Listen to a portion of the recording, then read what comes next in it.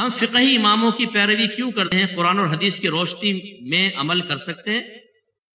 دیکھیں مسئلہ یہ ہے، قرآن کو تو مانیں گے نا، چلے قرآن پہ عمل کریں گے، قرآن کیا کہہ رہا ہے وہ دیکھ لیں۔ اللہ تعالیٰ نے ہم پہ واجب قرار دیا ہر نماز میں کہو، دعا مانگو، اہدنا الصراط المستقیم صراط الذین انعمت علیہم، اے اللہ ہمیں سیدھا راستہ چلا۔ کس کا راستہ؟ قرآن کا، حدیث کا؟ یہ تو نہیں فرمایا۔ اے اللہ ہمیں سیدھا راستہ چلا، ان لوگوں کا راستہ جن پر تو نے انعام فرمایا۔ اس کا مطلب اللہ کے انعام یافتہ بندوں کا راستہ ہی قرآن و حدیث کا راستہ۔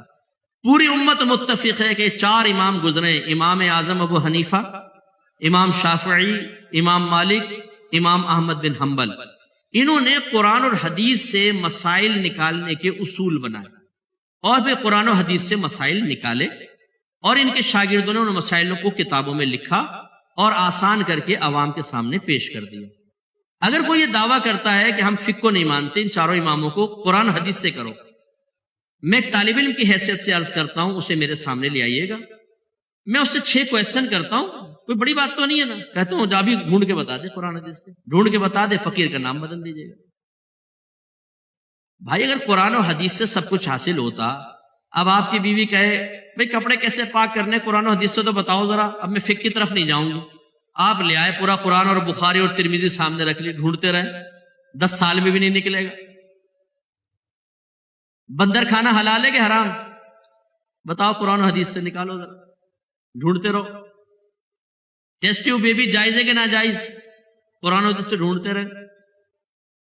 آج کل جانوروں کے اسپرم جو ہیں وہ فیمیل کے اندر، رحم کے اندر انجیکٹ کر دیتے ہیں، اعلیٰ نسل کے میل کے اسپرم لے کے حمل ٹھہر جاتا ہے، جائز ہے کہ ناجائز؟ بتاؤ، قرآن و حدیث سے نکالو۔ باتیں کرنا بڑا آسان ہے۔ میں نے ایک ایسے شخص کا انٹرویو سنا جو تقلید کے قائل نہیں ہے، بڑا مشہور عالم، بہت ہی مشہور، غیر مقلد عالم۔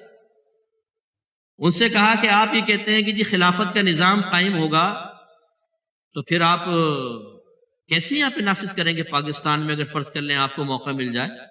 کہا کہ فقہ کے ذریعے ہوگا، کیونکہ جو ہمارے فقہاء نے خدمت کی ہے وہ بہت بڑی خدمت۔ تو پوچھا کہ یہاں تو 5 قسم کے فقہ ہیں، 4 تو یہ بتایا میں نے، ایک فقہ جعفریہ، کون سا آپ نافذ کریں گے؟ کہا فقہ حنفی۔ غیر مقلد ہیں لیکن کیا کہہ رہے ہیں؟ فقہ حنفی، اس کے بغیر نہیں ہو سکتا، قوانین سب ہمارے فقہاء نے بنائے ہوئے ہیں۔ تو پھر ہوسٹ نے کہا کہ اگر فقہ حنفی نافذ ہوگا تو فقہ حنفی تو آپ کو نہ جمعہ پڑھانے دے گا، نہ آپ تفسیر قرآن بیان کر سکتے ہیں، کیونکہ آپ عالم نہیں، اور جو عالم نہیں ہوتا نہ وہ جمعہ پڑھا سکتا ہے اور نہ وہ قرآن پاک کی تفسیر بیان کر سکتا ہے، تو وہ عالم صاحب مبہوت ہو گئے۔ فقہ کے بغیر کچھ نہیں ہو سکتا میرے بچوں۔ ہم نے آپ کو کہا نا، چیلنج، اوپن چیلنج، کسی کو سامنے بٹھائے ہم 10 کویسچن کرتے ہیں۔ اب جب وہ قرآن و حدیث سے نہیں نکالے گا تو اپنے ذہن سے ہی بتائے گا، لازم بات ہے کہ بھئی ہاں قرآن و حدیث میں تو براہ راست نہیں ہے لیکن یہ حل ہونا چاہیے۔ اب ہم پوچھتے ہیں تمہاری مانے کہ نہ مانے، اور اگر تمہاری مان لے تو قرآن و حدیث سے ہٹ کر مانی کہ نہیں مانی؟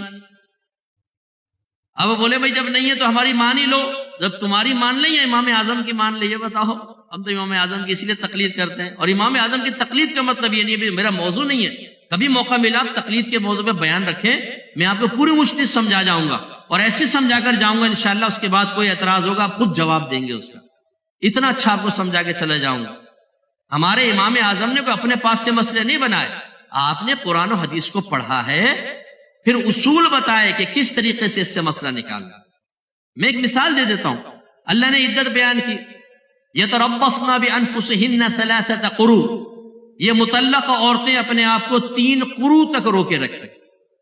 آپ ڈکشنری کھولیں گے اس میں لکھا ہوگا قروء قرعن کی جمع ہے، پھر آپ قرعن کا معنی دیکھیں گے، قرعن کا معنی ہے حیض اور پاکی کے دن دونوں کے، پاکی کے جو ایام آتے ہیں نا 2 حیضوں کے درمیان، اس کو طہر کہتے ہیں۔